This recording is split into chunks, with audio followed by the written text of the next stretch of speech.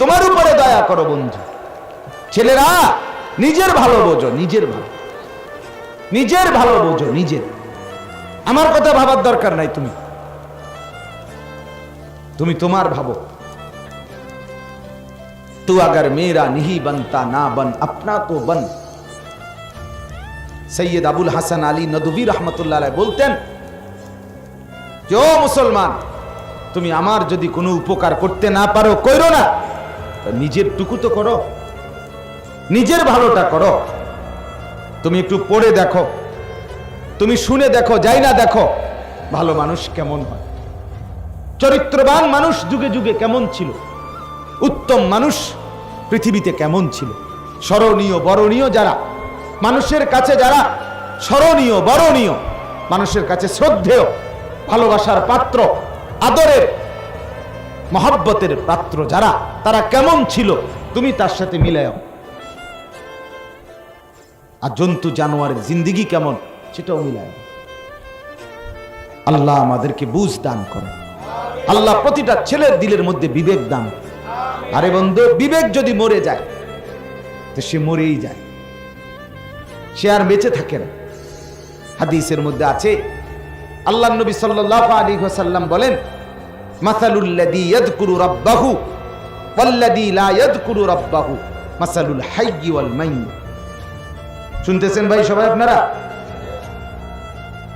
আল্লাহ নবী নিজে বলেন, উম্মত শোনো, আল্লাহকে যে স্মরণ করে বন্দিগি করে আর আল্লাহকে যে স্মরণ করে না বন্দিগি করে না, নবীজি বলেন এই দুই লোকের উদাহরণ মাসালুল হাইয়্যি ওয়াল মাইয়্যিত, একটা জীবিত একটা মৃত, একটা লাশ আর একটা জীবিত, এই দুইটার মধ্যে যে পার্থক্য, আল্লাহর ইবাদত, আল্লাহর স্মরণকারী আর আল্লাহ থেকে গাফেল, এই দুইটার উদাহরণ ঠিক এমন, একটা বেঁচে আছে আর একটা মরে গেছে। ওটা মৃত বলে তো আতফাও লড়ে, আতফাও তো জানোয়ার লড়ে। মানুষ যে সত্তাটা ওইটা মরে গেছে, আর জানোয়ারের সত্তাটা রয়ে গেছে। হাইওয়ান যেটা হাইওয়ান ওইটা রয়ে গেছে, জন্তু জানোয়ার যেটা ওইটা রয়ে গেছে। ওইটা 4 ঠ্যাংওয়ালা জানোয়ার, এটা 2 ঠ্যাংওয়ালা জানোয়ার, এটা আছে। কিন্তু ইনসান যেটা মানুষ, সেটা মরে গেছে, সেটা মারা গেছে। এজন্য বাবা আমার, নামাজ বিহীন মানুষ থাকে না, আল্লাহর ইবাদত বিহীন মানুষ থাকে না, জানোয়ার হয়। কোরআনের আয়াত, বাল তাহসাব আম তাহসাবু আন্না আকতারাহুম ইয়াসমাউনা আও ইয়াকিলুন ইনহুম ইল্লা কাল আনআমি বাল হুম আদাল্লু সাবিলা। কোরআনের আয়াত বন্ধু, আল্লাহর কথা। আল্লাহ বলে, নবী যে তার মনের ইচ্ছা মতো চলে খামখেয়ালি সারাদিন, তো আপনি কি মনে করেন নবীকে আল্লাহ বলে, আপনি কি ভাবেন ওই নাফরমান কিছু শুনে কিছু বুঝে? আল্লাহ বলে না, ইনহুম ইল্লা কাল আনআম, ওইটা আর কিছুই নয়, বরং শুধুই জানোয়ার। ইল্লা কাল আনআম, নফি করে বলছে আর কিছুই নাই, এটা শুধুই জানোয়ার। বাল হুম আদাল্লু সাবিলা, বরং এর চাইতে নিকৃষ্ট পথ হারা। কুকুর তার ঘর চিনে, বিড়াল তার গন্তব্য চিনে, একটা পিঁপড়া সে কোথায় ফিরবে শেষ পর্যন্ত, সারাদিন সারাক্ষণ দৌড়াইয়া ওটা সে জানে। এক উন্দুর তার ঘর চিনে। এই নাফরমান তার মন ইচ্ছে, তার গন্তব্য চিনে না। এখন কি করব? কি করো তুমি? ঘুরি। কি করতেছো? সেই যে বিকালে বের হইছো, কি ঘুরছি কি? তুই সাক্কা ঘুরেছ?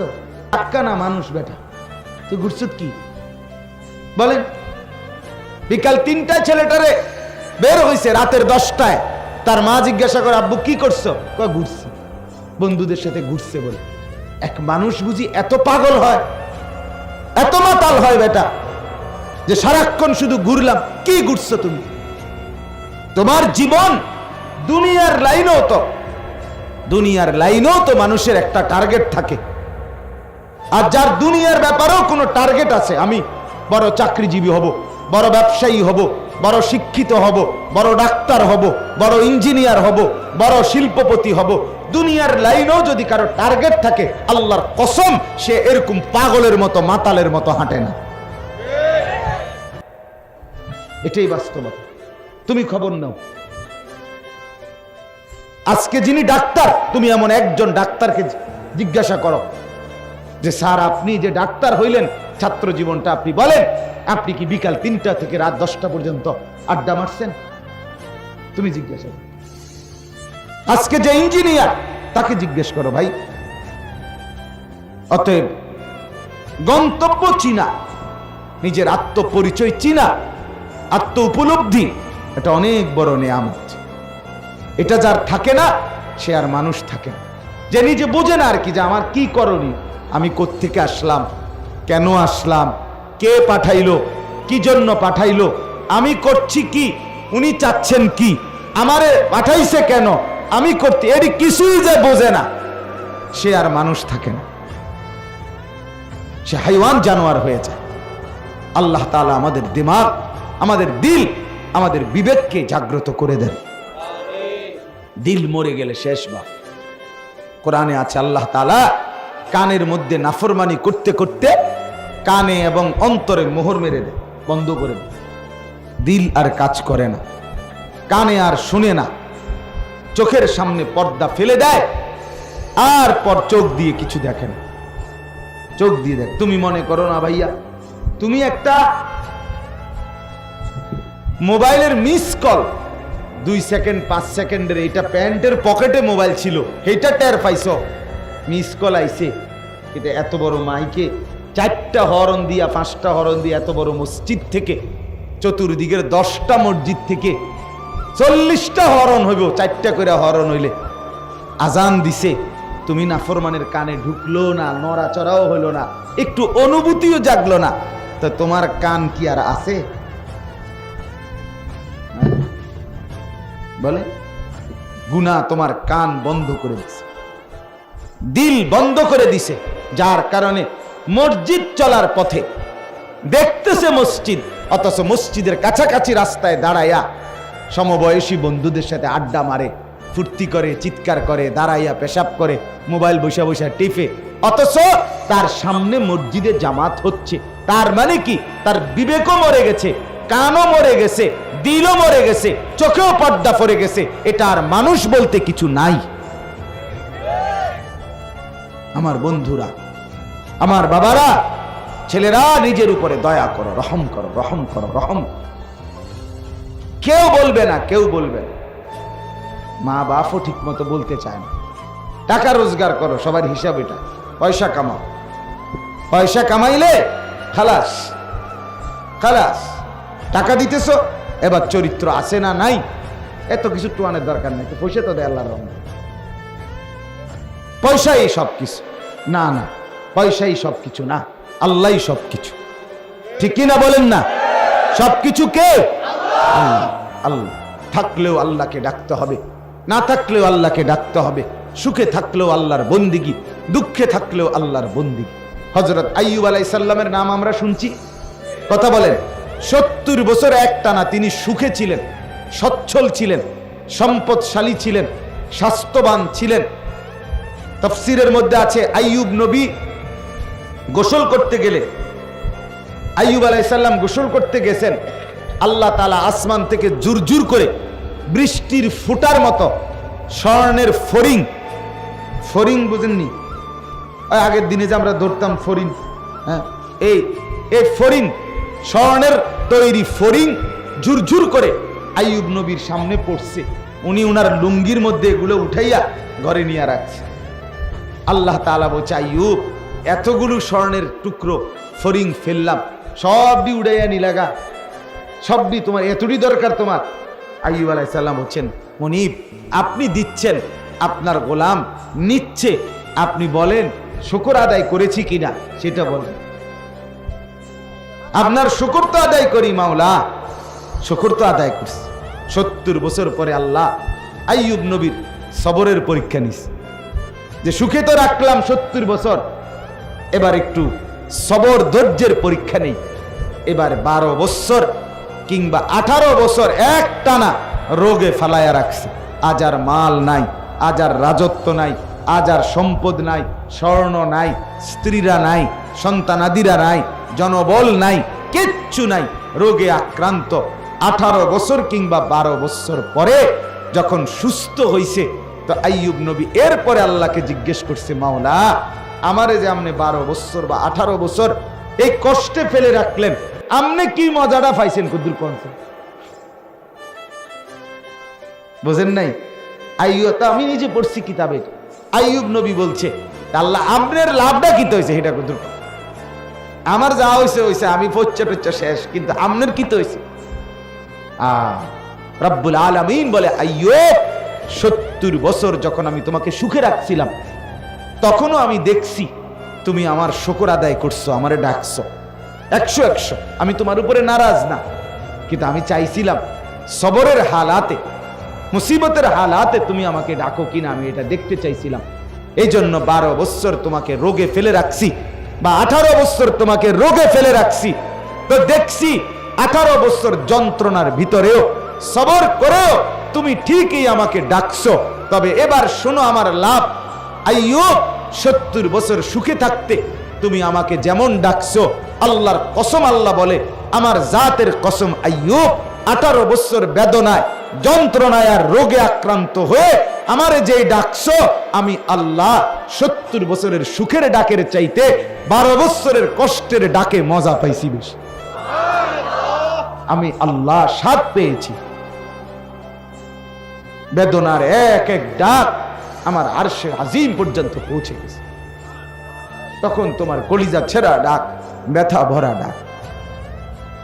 হ্যাঁ, আমার 2 মাস আমার এই পাও ভাঙ্গে গেছিল একবার মোটরসাইকেল অ্যাক্সিডেন্টে, একবার ভাঙ্গে গেছিল এই হাড্ডি। আমি 2 মাস বিছানায় ছিলাম। 2 মাস আমারে হসপিটাল থেকে আইনা ঠিক যেই জায়গায় বসাইছে বাসায়, এই এক জায়গাতেই আমি 2 মাস ছিলাম। এখান থেকে আর নড়িও নাই চড়িও না, পেশাব পায়খানা নামাজ সব কিছু এখানে, খানা টানা সবই এখানে, কবরের মতো এখানে, ঠিক যেন কবরে আইনা বসে, এক দূর জায়গায় যেখানে বসে। এই 2টা মাস আমার মনে আছে, তখনও তো আমি মালিককে রাত্রে ডাকছি, দিনে ডাকছি, এর আগে পিছেও তো মালিকরে কত ডাকছি, কিন্তু ওই সময় যে আমার পাও ভাঙ্গা, আমি সেজদা দিতে পারি নাই, মানে ঝুঁকে ঝুঁকে ইশারায় সেজদা দিয়ে দিয়ে নামাজ পড়ছি, রুকু সেজদা, কত কান্না কাঁদছি মালিকের কাছে, শুধু এক কথা বলে যে আল্লাহ, আমি বেশি দোয়া করছিলাম, মালিক আমি আবার এই কপাল দিয়ে সেজদা দিতে চাই, আমি সেজদার তৌফিক যেন বঞ্চিত না হই। যেদিন আমি আপনার প্রথম এরপরে সেজদা দাঁড়াইয়া কপাল দিয়া দিতে পারছি 3 মাস 3.5 মাস পরে, তখন আমি সেজদা দিয়েই সালাম ফিরাইয়াই নামাজের আমার বিবি বাসায় ফোন করে বলছি, একবারে চিৎকার করে জোর আওয়াজে, যে আমি আজকে সেজদা দিতে পারছি, আলহামদুলিল্লাহ। মানে আমার খুশি লাগছে গোটা দুনিয়া জুড়ে, যে হায় আমি আমার মালিকের সেজদা দিতে পারছি। তাহলে আমার বন্ধু, আল্লাহকে ডাকার মধ্যে সুখ বেশি, মজা বেশি। সুখে আছো, দুঃখে আছো, দুনিয়া ভোগ করে তুমি দুনিয়াতেই থাকতে পারতা না। আল্লাহকে নারাজ করলেও যেতে হবে, আল্লাহকে রাজি করলেও যেতে হবে, কোনো সন্দেহ নাই। নাফরমানেরও মৃত্যু হয়, মদখোর, নেশাখোর, জুয়াখোর, ফেন্সিখোর, বাবাখোর, ডালখোর, গাঁজাখোর, এদেরও মৃত্যু হয়, হয় কি না বলেন না কেন? জিনাকার, বেবিচারী, বেপর্দা নারী, ওই অসভ্য মহিলা, এগুলোরও মৃত্যু হয়। হারামখোরের মৃত্যু হয়, সুদখোর, ঘুষখোরের মৃত্যু হয়, এই নাফরমানদেরও মৃত্যু হয়। মৃত্যু ঠেকাইতে পারতা না, দুনিয়ায় তুমি থাকতে পারতা, তুমি থাকতে পারতা। আল্লাহ তাআলা কোরআনে বলছে, বান্দা তুমি কি ভেবেছো আমার কাছে আসতে হবে না? না বলেন, হ্যাঁ বলেন না, উত্তর দেন ভাই, ছেলেরা তোমরা উত্তর দাও তো। আল্লাহ তাআলা বলেন, কি ভেবেছো বান্দা আমার কাছে আসবা না তোমরা? আসতেই হবে, আসতেই হবে, ডাকলেও আসবা, না ডাকলেও আসবা, মানলেও আসতে হবে, না মানলেও আসতে, তোমাকে আমি ফিরিয়ে আনবই এবং তোমার জিন্দেগি আমি দেখাবো। আহসাহুল্লাহ ওয়া নাসুহু, আল্লাহ বলেন আমি গুনে গুনে রাখছি বান্দা, তুমি ভুলে গেছো। হারাম খাইছো, হারাম করছো, তুমি মনে করছো দুনিয়াবাসী জানে না। হ্যাঁ, তুমি জানে না, আমি গুনে রাখছি। রাত্রি গভীরে উলঙ্গ ছবি দেখছো, কেউ দেখে নাই। হ্যাঁ, কেউ দেখলেই কি না দেখলে কি, তোমারে যিনি ফিটবো উনি তো দেখছে। কথা বোঝেন নাই? তোমারে যিনি আসার দিব তিনি দেখছে। তোমারে যিনি জাহান্নামের আগুনের মধ্যে তালফাহু ওয়ুজুহাহুমুন নার ওয়া হুম ফিহা কালিহুন। কোরআনে আছে, আল্লাহ বলে, বান্দা, জাহান্নামের আগুন দুনিয়ার মাছ যেভাবে উত্তপ্ত তেলের মধ্যে কড়াইয়া একদিকে চাপ দিয়া ধরে তেলাপিয়া মাছ, এক পিঠে চাপ দিয়া ভালো করে ভাজি হইলে আরেক পিঠ উল্টাই এবার আরেক পিঠে চাপ দেয়। কোরআনে আছে, আল্লাহ বলে, নাফরমানের চেহারা এক গাল জাহান্নামের আগুনে ফেরেশতা চাপ দিয়া ধরবে, এটা যখন ভীষণ ভাবে জ্বলবে তো এবার আরেক গাল চাপ দিয়া ধরা এটাও ভীষণ ভাবে জ্বলবে। এটা কোরআনের আয়াত। তালফাহু ওয়ুজুহাহুমুন নার, চেহারাগুলোকে জাহান্নামের আগুনের মধ্যে এভাবে চাপ দিয়ে দিয়ে ঝলসানো। অহুম ফিহা কালিহুন, আল্লাহ বলেন তখন তার চেহারা অত্যন্ত কুৎসিত জঘন্য আকৃতি ধারণ করে। আলাম তাকুন আয়াতি তুতলা আলাইকুম, আর আল্লাহর পক্ষ থেকে বলবে, বান্দা, আমার কোরআন, আমার আয়াত, আমার হুকুম, আমার বিধান কি তোমার কাছে বলা হয় নাই? বলা হয় নাই? ফাকুনতুম বিহা তুকাদ্দিবুন, তুমি তো বারবার মিথ্যা মনে করছো।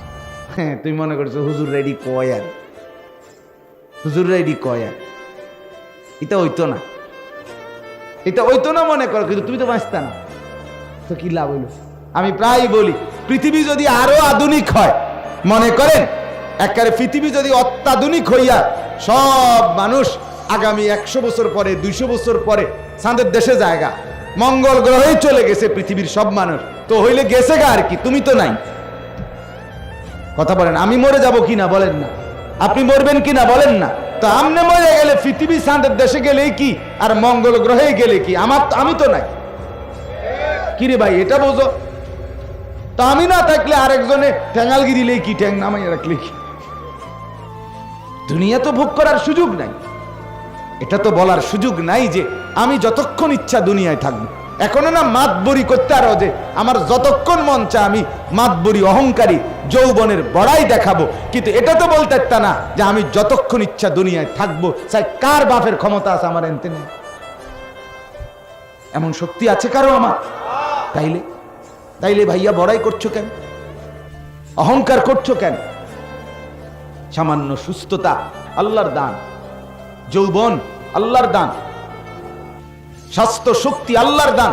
তুমি দেখো না ভাইয়া, কখনো কোনো দিন সামান্য পেটে অসুখ হইলে, পাতলা পায়খানা হইলে 5 বার 6 বার 1 ঘন্টায়, তো তোমার মতো শক্ত সামর্থ্য যুবক যে গোটা দুনিয়া দৌড়াইয়া বেড়াও, তুমি সোজা হয়ে যাও বিছানায়, তো তুমি বুঝো না তুমি কত অক্ষম? তোমার কি হাত খুলে গেছে না পাও খুলে গেছে? পায়খানা না বাইরেছে, পায়খানার কাছে তুমি কত অসহায়। পায়খানা বাইরে হইলে তোমার 5-6 বার তুমি শুইয়া লাও, দুর্বল হয়ে যাও, তুমি মাতবরি দেখাও, অহংকার দেখাও, কিভাবে বেটা? এক বুজুর্গের কথা শুনেন, কিতাবে আমরা পড়ছি, এক আল্লাহওয়ালা ব্যক্তি যাচ্ছিলেন, তো উনার সামনে এক যুবক খুব অহংকার করে হাঁটতেছিল, তো উনি বললেন, যুবক, জমিনে অহংকার করে হাঁটো না, বিনয়ের সাথে হাঁটো। তো ওই যুবক উনাকে ধমক দিছে, এই মিয়া, চেনেন আপনি আমি কে? আমা তা'লাম, আপনি জানেন? আতা'রিফুনি মান আনা, আপনি চেনেন আমাকে, আমি কে? কথা বললেন। তখন ওই আল্লাহওয়ালা ওনার এই যুবককে বলছে, হ্যাঁ যুবক, আমি চিনি তোকে, আমি চিনি বেটা তোকে, তুই শোন আমার কাছে, তুই কে? তো বলছে, বলেন আপনি। বলছে, তুই হলি প্রথম তুই হলি 1 ফোঁটা নাপাক দুর্গন্ধময় বীর্য, এরপরে তুই হইলি কিছুদিন পরে একটা পচা দুর্গন্ধযুক্ত একটা মরা লাশ, আর মাঝখানে এখন তোর পেটের মধ্যে আছে কিছু পায়খানা, এই হলি তুই। তোর শুরুটাও ছিল নাপাক, এখনো তোর পেটে আছে নাপাক, তুই অচিরেই একটা পচা দুর্গন্ধযুক্ত লাশ হয়ে পড়ে থাকবি, এই হলো তোর পরিচয়। কিতাবে লিখছে যুবক তখন মাথা নয় যে হায়, সে তো আমার আত্মপরিচয় বলে দিল। অহংকার কিসের ভাইয়া? আলাইসা ফি জাহান্নামা মাসওয়াল লিল মুতাকাব্বিরিন, আল্লাহ তাআলা বলেন জাহান্নাম অহংকারীদের নিকৃষ্ট ঠিকানা।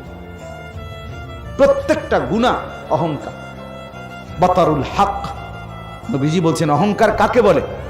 নবীজি বলছে বাতারুল হক, হককে গ্রহণ করতে অস্বীকার করা, আল্লাহর হুকুম রাসূলের তরিকা মানতে অস্বীকৃতি করা, এটাই অহংকার। আর আল্লাহ বলছে অহংকারের ঠিকানা, গন্তব্য জাহান্নাম।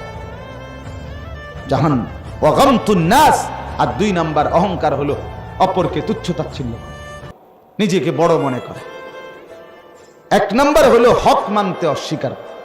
এখন নামাজের ওয়াক্ত, আজান হচ্ছে, আল্লাহ ডাকছে হাইয়া আলাস সালাহ, বান্দা তোকে আমি বানিয়েছি, তোকে আমি ডাকছি, তুই বললা না আমি যাব না। আল্লাহ বলে ঠিক আছে অহংকারী, আমি এর পরিণতি দেখাই দেবো। ভাত খাইতেছ খা, ঘুম যাবি ঘুমও যাস, এগুলো আমি কুত্তারেও খাওয়াই, এটি কোনো আশ্চর্য না। বাদ দুগা খাইস তুই, কিন্তু আমি তোরে বুঝাবো, আমি দেখবো তুই কার সামনে অহংকার করলি। আল্লাহ আমাদেরকে মাফ করে দেন। এতগুলো কথা বলার এবার উদ্দেশ্য কি? এটাই আমার শেষ অংশ বয়ানের। এতগুলো কথা বলার উদ্দেশ্য হলো যুবক, বাপ, মুরব্বী, পর্দার আড়ালের মা বোন, সবার কাছে অনুরোধ, নিজের জীবন গুনার উপরে জমিয়ে রাখা ঠিক না। আর এটা যদি আপনি বুঝেন, বিবেক যদি জাগে, এক বিন্দু অনুশোচনা অনুভূতি যদি জাগে, তো নিজেকে বদলানোর চেষ্টা করেন। আর এই বদলানোর একটা সুযোগ মাহে রমজান। বলেন আলহামদুলিল্লাহ। ভাইয়া তুমি যদি চেষ্টা করো বদলাইতে পারো। তুমি দেখো, একটু ভালো হয়ে দেখো, একটু চরিত্রবান হইয়া দেখো। আমি আবারও বলি দোস্ত, সমবয়সীদের আড্ডায় নিজের পরিচয় খুঁজে পাইবেন। সমবয়সী বন্ধু, এক ক্লাসের, এক সাইজের, এক হমান্না, এরা কোনোদিন আলোর পথ দেখায় না। খুবই কম, খুব কম। সমবয়সী নষ্ট করে দেয়, এটা নিয়ম। এই জন্যই সর্বযুগে আল্লাহ তাআলার নিজাম যে ওয়াত্তাবি' সাবিলা মান আনাবা ইলাইয়া, আল্লাহ নিজে বলছে আমার বান্দা অনুসরণ করো তাকে। আমি আল্লাহর দিকে ঝুঁকে আছে যে আমার বন্দিগি যে করছে, তোমার চাইতে বড়, তোমার চাইতে আল্লাহওয়ালা, তোমার চাইতে মুত্তাকি, তোমার চাইতে ভালো নামাজি, তোমার চাইতে বেশি চরিত্রবান, তার এরকম বড় কাউকে তুমি অনুসরণ করো, তাইলেই জীবনে তুমি আলোর পথ পাইবে।